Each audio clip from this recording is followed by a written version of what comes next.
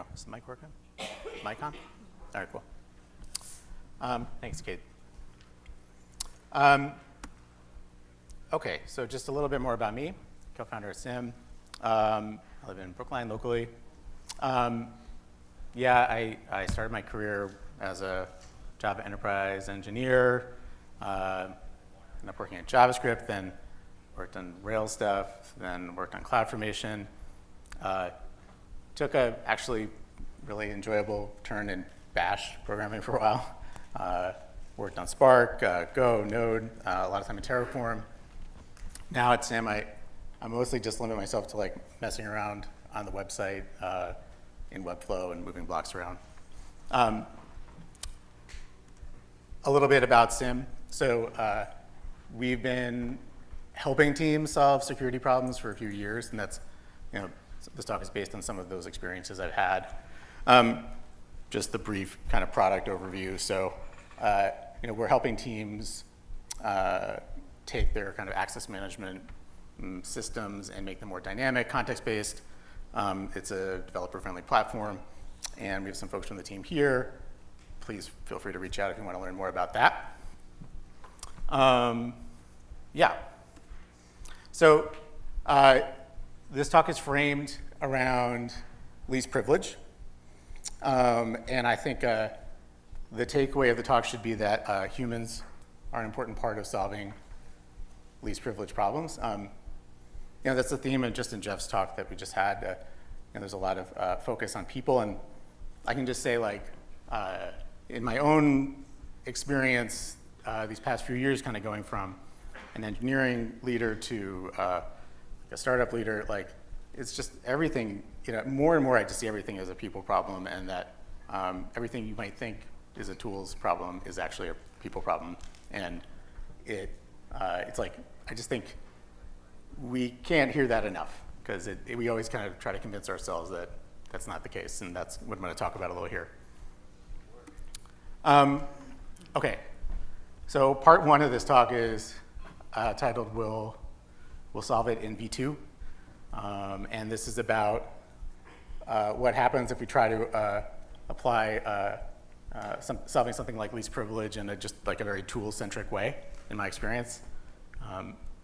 So least privilege, what is this? This is the idea that you should only have the permissions that you need to do your job. It seems pretty reasonable. This is not a new idea. There's an implementation of least privilege in version 6 of Unix, 1975. This is like, okay, what's the big deal? Like, okay, seems reasonable. I mean, the thing is, if you look around, like, there are problems with least privilege everywhere. They're still happening all the time. This is in the spring. Mark Teixeira, he was a junior airman at Otis Air Force Base. He was an IT specialist, and I think he was like 21 or something. And for his job, he needed access to this JWIX system, which I guess has, a lot of sensitive material that the Department of Defense is sharing about everything they're thinking about everywhere. And I guess once you have access to JWIX, you can just search for anything in there. And so he did that, and he printed a bunch of stuff out and like shared it on Discord with his friends. I mean, but like, okay, it seems crazy, but like, I honestly, I can understand how that could happen, like, or how this system, could be set up like this. Like, it's easy to laugh at it, but like, setting up imagine the amount of people that are working with the Department of Defense, and how complex it would be to try to figure out, well, which should Jack Teixeira have access to versus not. Like, it's hard. I mean, it's not good that it happened, but I also can understand how that could happen, right? But like, let's say you're looking at this and you're like, I wonder what we're doing for AWS for us, right? And you look, okay, in the AWS IAM user guide, cool. So they say right in the user guide here, you should apply least privilege permissions when you set up your IAM policies. Grant only the permissions you need to perform a task. And they say, well, maybe you could start with a broader set of permissions and narrow it down. I mean, how many billions of dollars do we think have been like spent implementing, fundraising, reacting to incidents, because of this sentence, this is, I assume most folks here worked, with IAM to a certain amount, and it's like, it's really hard. It's like not, it's frustrating.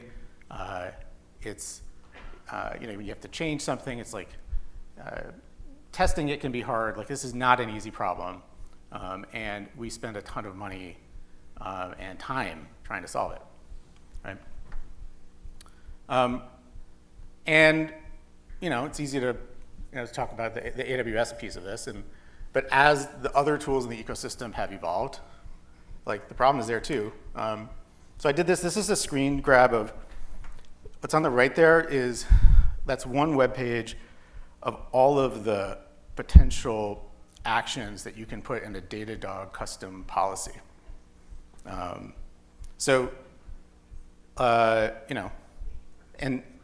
why is this happening? And that's, like I picked Datadog because I'm using it, familiar with it, but Snowflake, GitHub, like a lot of these tools have the same issues.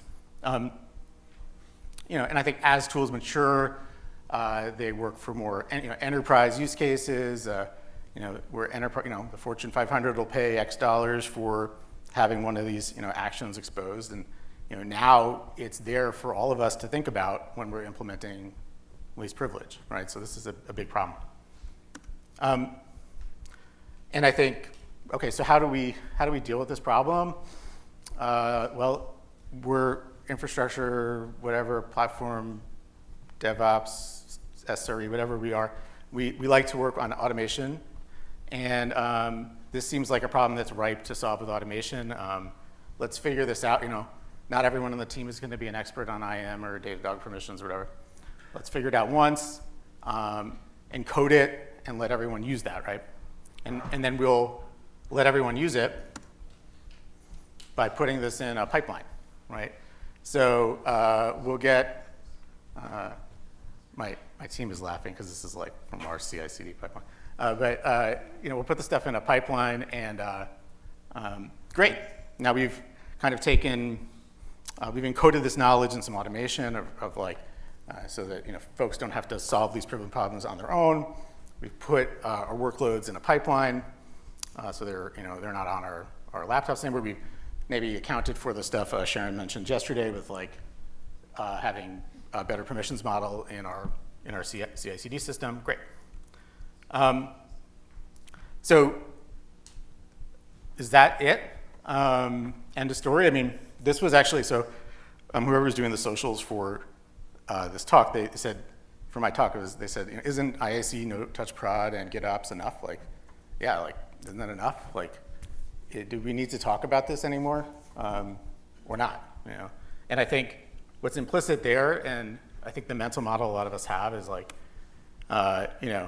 there's this like world before the automation and it's on fire, and then there's this world once you do IAC, no touch prod, and GitOps, and it's just like beautiful, and it's great, and it's just like there's this pristine production world that everything is working swimmingly in. And it's certainly better, like I'm not saying don't do automation, but kind of as we've been hearing, everyone's dealing with platform issues, right? This is what was actually happening, right, in that Eden, right? It's like, I mean, there's the teams in the platform like working to abstract the infrastructure. Somebody's, okay, let's wrap the permissions model so the teams only have to think about, our permissions primitives. We need ephemeral environments so that people can test things, in a production-like setting, but not in production. Like, so all these different kind of problems we're talking about that would get involved in actually being able to like manage least privilege, permissions effectively in a kind of broader team setting, right? So what ends up happening is that this least privilege issue, this gets kind of put in the backlog with all the other problems that the platform team is trying to solve, and probably it's going to get delayed that you're thinking about it, because unfortunately, like preventative work, like improving your least privilege posture, often gets kind of, people agree that it's important, but they're like, yeah, but like, there are other bigger fires that we have to deal with, right? And until there's an incident or something, or like you get dinged by the auditor, like, it's probably gonna be like, it might just be like right off the list of things that you have time to do. So what happens is that this is where you'll solve it in V2, right? So we'll put this in, yeah, totally agree. We're gonna update the platform next year. We've got a whole bunch of new things that we're gonna do. We got a fork and we're gonna update all this stuff, and it's gonna happen in V2 next year. And meanwhile, all the kind of problems like that, Jack to share problem, which exists in every org in some way of overexposed access, like that's still there. And you've probably got some manual ticket queues around to kind of be handling access decisions and kind of bottlenecking teams who might otherwise be working on the platform or have to like push buttons for other people to do things because they don't have access to do them. So that's the kind of, we'll solve it in V2.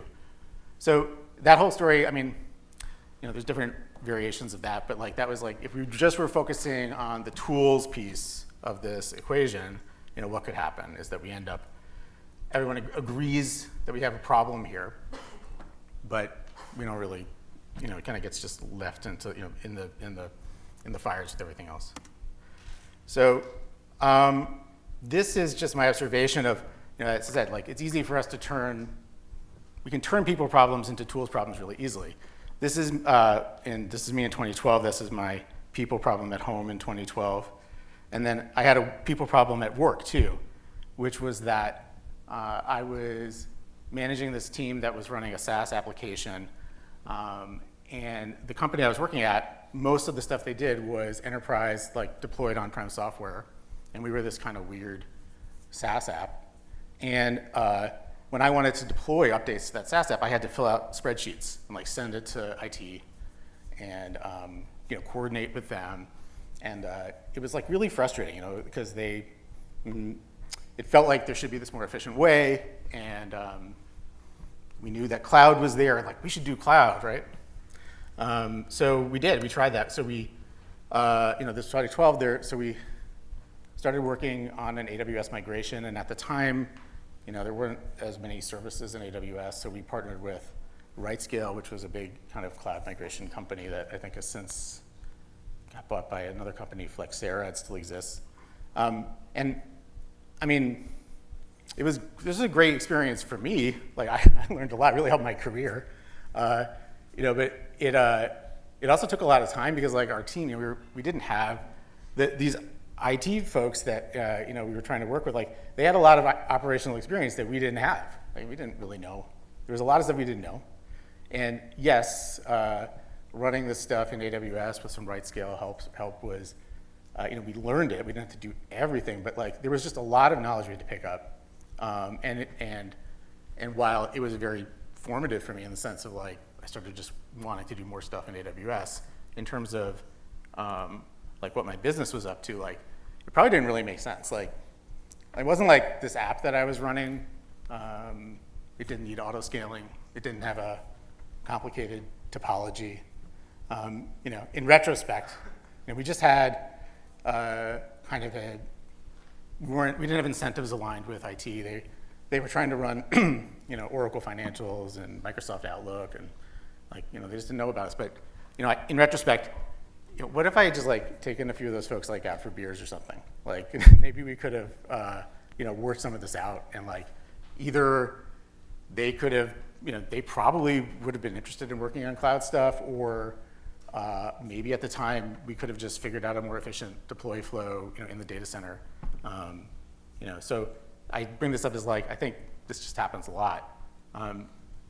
So if we were going to kind of take take some people out to beers approach to least privilege, like what would that look like? So I'm going to take a piece from Pete Cheslock's talk yesterday, where he talked about, he had this slide about making a spreadsheet, like in that sense, it was a spreadsheet of cost, right? And actually, Jeff just talked about doing an Eisenhower matrix. And this idea, like, before you start with the tools, kind of like figure out what you have. In this case, if you're thinking about a security problem, it might make sense to start with like a risk assessment. And maybe some of you folks have worked with this if you've been part of an audit or a compliance program where, unfortunately, a lot of times this might be this kind of checkboxy thing that a few people do like the night before the audit, report is due because they just have to get it done. But a lot of times what it looks like is it's a spreadsheet and you kind of do this brainstorm of like different things that could happen, and you give them a likelihood and an impact score, right? And so similar to this kind of, the urgency versus importance idea. So in this case, right, there's two examples. So if a production database gets deleted, like that would be really bad. That's like the 5, let's say it's the worst impact.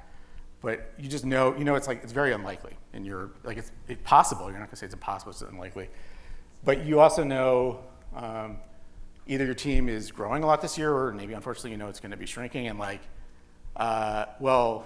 the knowledge of folks that kind of know how your system works and can actually kind of understand how to secure the system, that will be impacted either way. Either you have to train a whole bunch of new people so they don't make mistakes, or you're gonna have this bust factor with not enough people on the team that know stuff. So actually, even though deleting the production database is the scariest thing ever, right? It might actually be lower risk than kind of thinking about how to respond to team growth reduction. So that's one example. Some other examples. So, this is kind of this no-touch prod I just mentioned. So maybe no-touch prod, complete no-touch prod is where you're at, but that could be quite expensive to implement fully. Maybe there's something else that has more impact. Kind of similar things and patterns I've seen are when you're implementing kind of least privileged roles in your system, both for services and people, but a lot of times for people in particular, as engineers, it can get fun to get really fine-grained with this, and you'll read blogs about how to get all the conditions right and all that stuff. And that, I'm not invalidating, it is good to do that if you can, but in the course of, from a risk and impact perspective, maybe just having a few, at least setting things up so that not everyone needs admin roles all the time, and there's maybe some power user, roles that folks can use that aren't super specifically fine-grained to what they can do, but at least have some controls, right? That could be really good. CI/CD, maybe there's a few parts of your pipeline that are kind of managing really sensitive things. Again, Sharon mentioned you can use OIDC so that you don't have long-lived tokens in your pipeline, but what if your pipeline could, I don't know, change all your firewall rules or open up ports or stuff? Well, who can trigger that pipeline? Have you just taken that problem and moved it out a layer, and I have to think about who's securing that? So maybe you just wait on that. From a compliance perspective, sometimes, depending on your context, you have to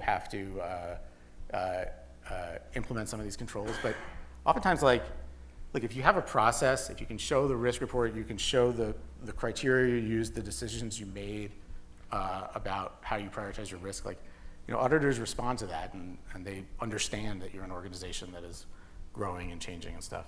So again, it depends. I think this kind of work, these risk assessments, or putting together a spreadsheet, or doing the Eisenhower matrix, it doesn't have the precision and gratification of just going out and building stuff, right? You just have to kind of deal with some ambiguity, use some judgment based on your experience. You have to trust other people, and you might not kind of value, not that you might not value their judgments, you just don't know them that well, you're just not sure. It just feels all kind of imprecise, right? And it's scary. Human judgment shouldn't be scary. One good example, so this guy, if some of you might know the story, Vasily Arkhipov, he prevented a nuclear war, by himself.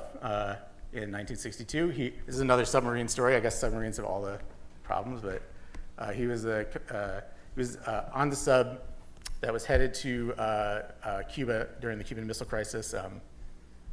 The U.S. decided to blockade because they knew subs were coming, so they started dropping all these depth charges.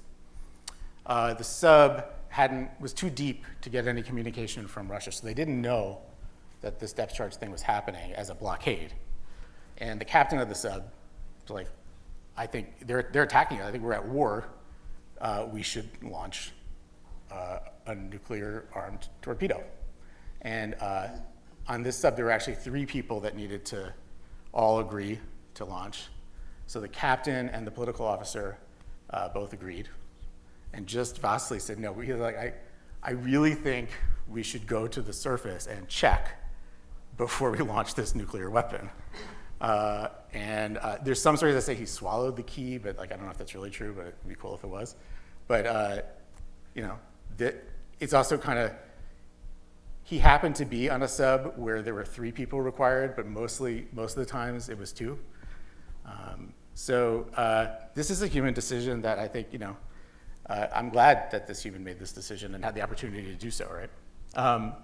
So we, you know, great, but you know, how do we scale something like that? So okay, humans make awesome decisions, but we're trying to scale and automate, right? And I think this is, again, where it comes back to some of the risk stuff. Like, if you've identified risks, you don't have to have peer review for everything, but you can like use it in a targeted, thoughtful way. Like, back to this Jack to share thing, you know, well, I guess maybe if people want to print stuff, like in that case, like maybe somebody else should check, like why are they printing it? You know, not, you know, like, as opposed to, you know, the full implementation might be like, well, we know if, when Jack is working on this project, like he should only be able to search like this collection of things. That would be really good. But like, at least, like maybe that's the V2, right? Maybe the V1 is like, let's at least have somebody check when somebody else prints things. The other piece is just, you know, in terms of what is the take out for beers approach to least privileges, you know, actually collaborate. I would say maybe it's frustrating, like, you know, this is, if, you know, folks probably have seen the Agile manifesto a million times, like, why are we seeing this again? And I only response is like, because I just think we don't do it.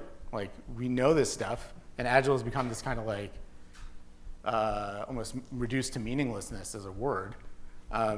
But yet, like, you know, how many of us, if you've ever worked with, I've been at org that's worked with like a Scrum consultant or a process consultant, I often find it like really frustrating because it's like, it's not like they have these big insights that you don't know. They're not like telling you like, hey, you shouldn't have so much work in progress or something. Like, I know, but, and yet here we are like not doing it, right?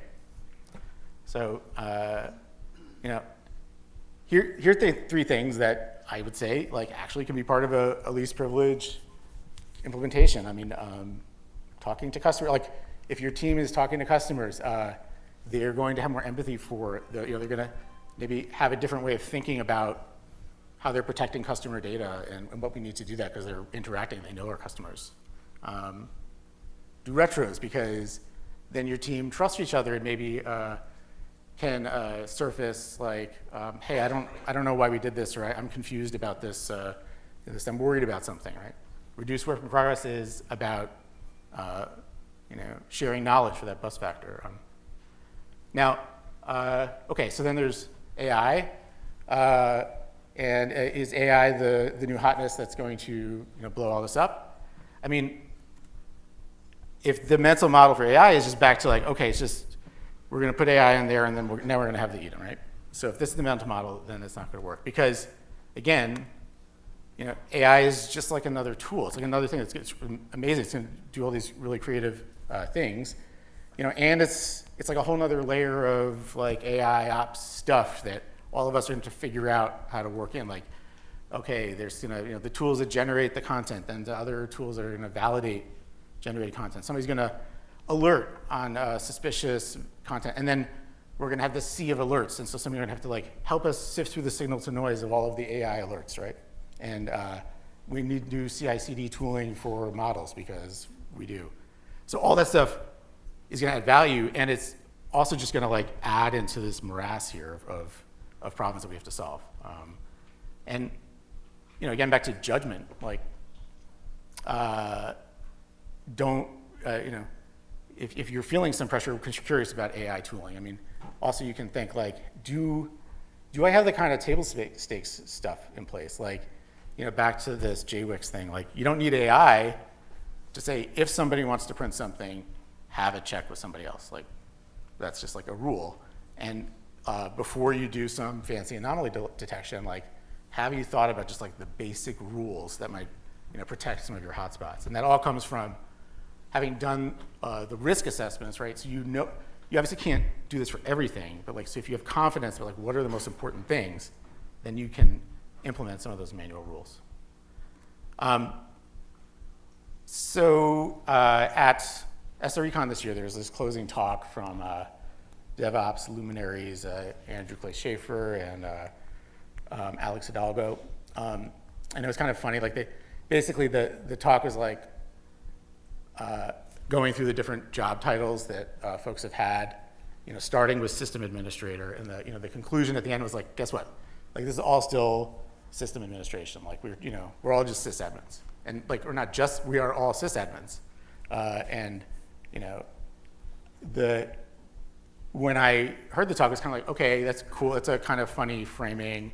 It's probably true, but like, what's the kind of what's the call to action? Like, what's the point of it? Like, okay, what next? So like, we just like, okay, great. We're all like, what's the point?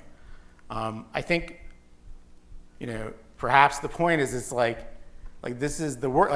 Like we keep on, like 3 years ago, platform engineering was kind of maybe a thing, right? Yesterday we had an open space about alternatives to it. Like we're already like, okay, what's the next thing? And maybe we keep thinking we can like engineer ourselves like out of these problems. The problems being like the people in the process, but like actually like that's actually the work. Like this is actually why we need to exist, because like, unless we really truly believe like we can engineer systems where like people don't need to work together, then like these problems will be there. There will be those fires in the Eden, right? If we really want to remove all the friction, we want things to be really secure. Just we can unplug it, right? And then it'll work. Nobody will be able to access it. There'll be no problems of coordination and collaboration, and we can all go do something else. Thanks. That's all I got.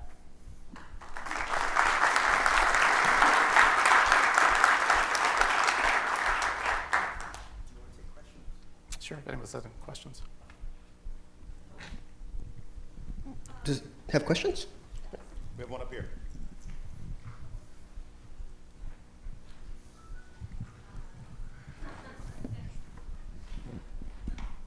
Thank you. Hello, so I'm Yvette, and for full disclosure, I work at Intel. Why is that? We have, yes. And we have been working with, I've been focusing on confidential computing, which is providing hardware controls, right, for least privilege on application and virtual machines. As you're going to the cloud and allowing you to also do multi-party collaboration. I wanted to ask you, what are your thoughts on that? I guess I would just respond the same way I did about the AI opportunity, like I think, is this the same thing as, this is like enclave computing? Is that it was also described as enclave computing, what you're talking about? Yeah. Like, I guess my thought is that there's still going to have to be this coordinator. Not every workload will be in these enclaves. The coordination of integrating those components into these other systems is going to, again, be a people and process thing. I just met somebody who's working at Intel they're setting up Terraform modules you have like a whole Terraform setup to provision these enclave clusters. So it's like, it's not a tools issue. Like I'd probably go spin it up tomorrow or whenever it gets released, like with Terraform, great. But again, like that's like the easy part, right?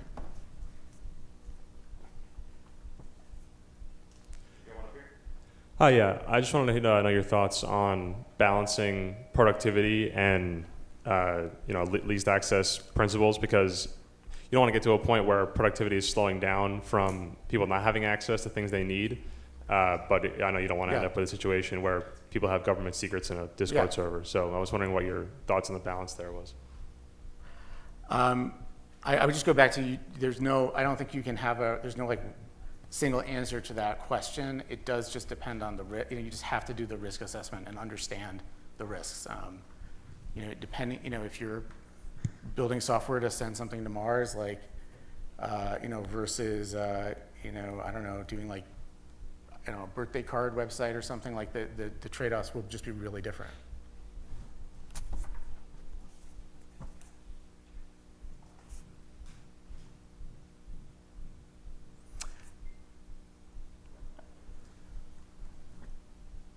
Okay, well, here are my socials, and I'm around today along with some folks from my team in the front here. If anyone wants to talk to us, we'd love to. Thank you.